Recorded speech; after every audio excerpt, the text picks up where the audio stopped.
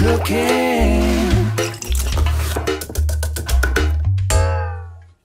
Salut à tous, on se retrouve aujourd'hui pour une nouvelle vidéo de cuisine. Alors aujourd'hui on va partir à La Réunion pour faire de la pâtisserie et on va faire un gâteau à la patate douce.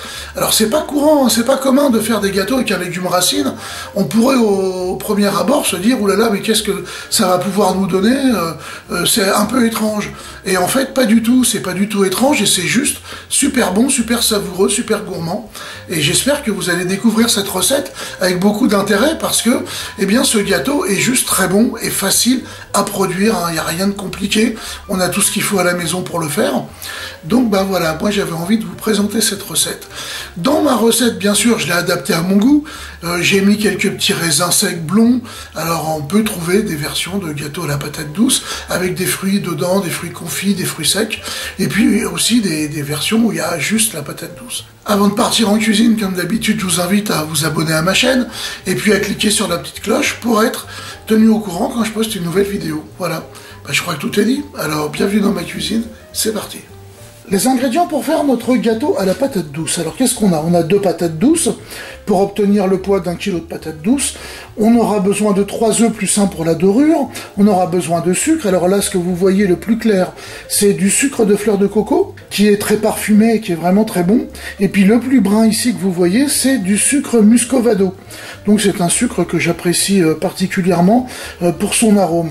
On aura également besoin de beurre, d'un petit peu de farine, un peu de raisin sec. Là, j'ai choisi du blond. Là, on a de l'extrait de vanille, du rhum et du lait de coco. Alors, on va commencer bien entendu avec la patate douce. On va commencer par l'éplucher. On va les détailler, on va les couper en cubes. Très bien, maintenant qu'on les a coupés en cubes, on va les faire cuire à la vapeur. C'est parti pour la cuisson à la vapeur. C'est cuit, on va les mettre dans un saladier. J'ai mis le four en préchauffage à 180 degrés, chaleur tournante. Maintenant, je vais mélanger mes œufs avec le sucre. Et ce que j'avais oublié de vous montrer dans la présentation, c'est qu'il va nous falloir un petit peu de sel, toujours pour rehausser le goût. Donc vous voyez, un tout petit peu.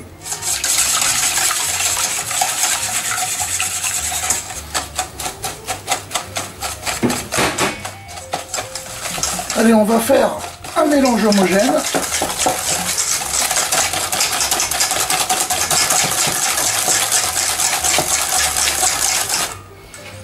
On rajoute le muscovado.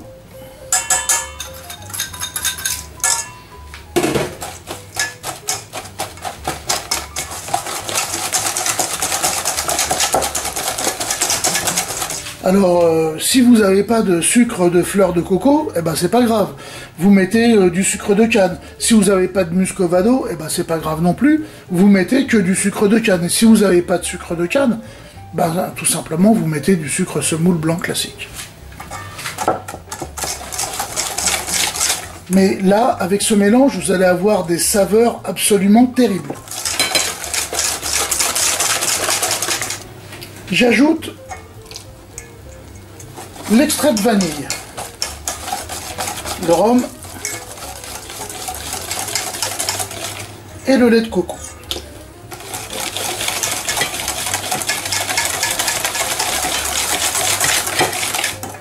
On est pas mal. On va écraser la patate douce avec un crusher. Si vous n'avez pas de crusher, utilisez une fourchette. Mais par pitié, n'utilisez pas de mixeur. Vous allez avoir une préparation qui sera pas aussi sympa, si vous voulez, que si vous avez écrasé les pommes de terre avec un presse-purée ou avec un crusher comme je le fais. Le mixeur va tout simplement chauffer la pomme de terre et elle va devenir collante. Ça sera pas du tout la même chose. Donc crusher ou fourchette ou presse-purée. Et autre chose également, si vous n'avez pas de patate douce orange, c'est pas grave. Vous le faites avec de la patate douce blanche, vous aurez strictement le même résultat. Il n'y a pas de différence en termes de saveur entre les deux pour ce gâteau en tous les cas. J'ajoute le beurre. Donc du beurre doux, du beurre non salé. On n'est pas en Bretagne là, on est plutôt à La Réunion.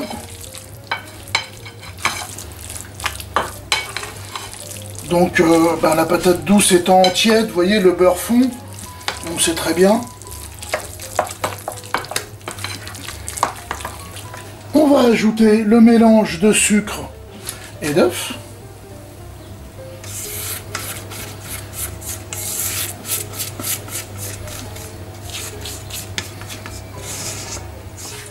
Et on va bien mélanger le tout encore.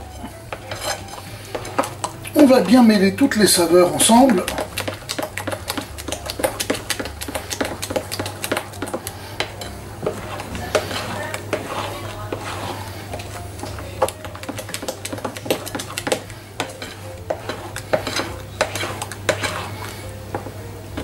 Ah, si vous pouviez sentir cette odeur déjà, c'est juste super appétissant.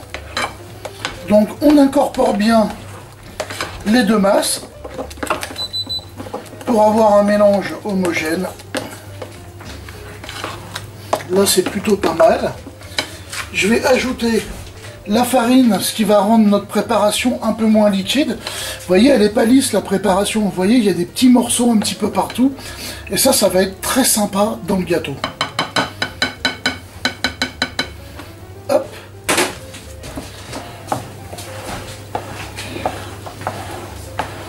Donc c'est vraiment simplissime à produire hein, comme gâteau. À la portée de tout le monde, un gamin peut faire ça tout seul à la maison.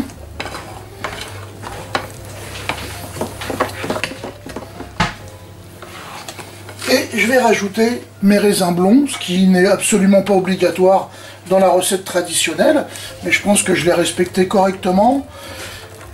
Donc j'aime bien apporter cette petite touche qui sera très fondante en bouche dans le gâteau. Alors on pourrait mettre d'autres fruits, hein, on n'est pas coincé sur du raisin sec. Moi pour tout vous dire, je l'aime bien avec de la banane, voilà. Et il n'est pas dit que je vous le présente pas avec de la banane, un de ces quatre. Bon, je vais préparer un moule, je vais laisser se reposer un petit peu ma préparation, et puis on va partir au four. J'ai mis un papier sulfurisé au fond de mon moule, j'ai beurré, j'ai fariné, je l'ai mis au frigo, donc ça va tenir impeccable. On va verser notre préparation dans le moule.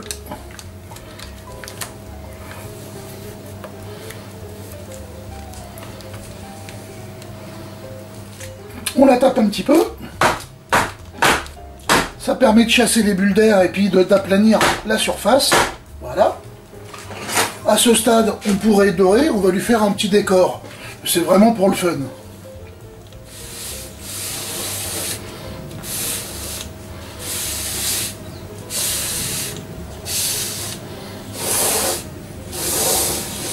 Et voilà. On va dorer notre gâteau avec le dernier œuf qui restait.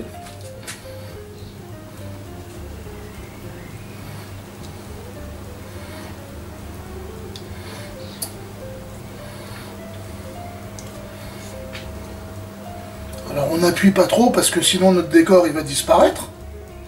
On est maintenant prêt à partir au four. Le four est à température. Alors suivant votre four, vous allez le laisser entre 45 minutes à 1 heure, ça dépend de la puissance de votre four.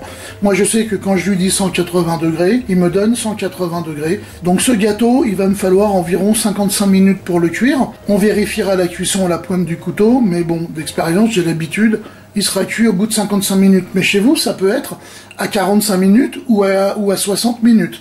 Donc c'est à vous de vérifier, il faut connaître votre outil, il faut connaître votre four pour pouvoir avoir l'assurance de réussir vos préparations. Allez, je l'enfourne, on se retrouve tout à l'heure. Voilà, après 55 minutes de cuisson, eh bien j'ai sorti le gâteau, donc là il est encore vachement chaud. J'ai mis la pointe d'un couteau dedans, vous voyez, hop.